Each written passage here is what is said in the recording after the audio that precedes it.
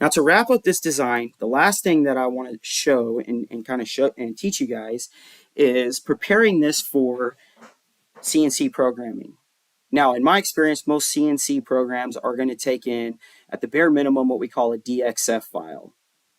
Now, how do I take this out and export this out to a DXF?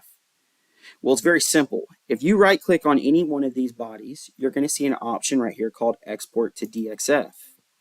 When you do, it's going to ask you to save this in a location and give it a name. So in this case, I'm going to give this a name of MLC-1500 tray flat DXF.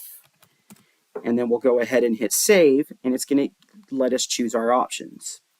Now in this case, this is a piece of sheet metal, so I'm going to turn on the option to save this DXF as a sheet metal, so that way it flattens it out. And I would like to add what we call the geometry in the bin lines. Now the challenge with doing that is most of the CNC tools that I used to program with needed all of their geometry on what we call different layers. So what SOLIDWORKS gives you the opportunity to automate is what we call DXF mapping. And so what this does is I predefined that all my outline get mapped onto a layer called outline and get classified with the color of blue as a solid line.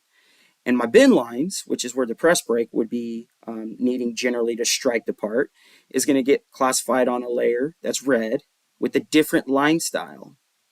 And so what this does is that it eliminates that need for my CNC programmer to then go and have to actually modify the DXF that I'm sending him, which is usually a big thing, especially if you're doing things like water jet or even laser cutting, because if something is on the wrong layer, usually it's going to get cut with the wrong algorithm.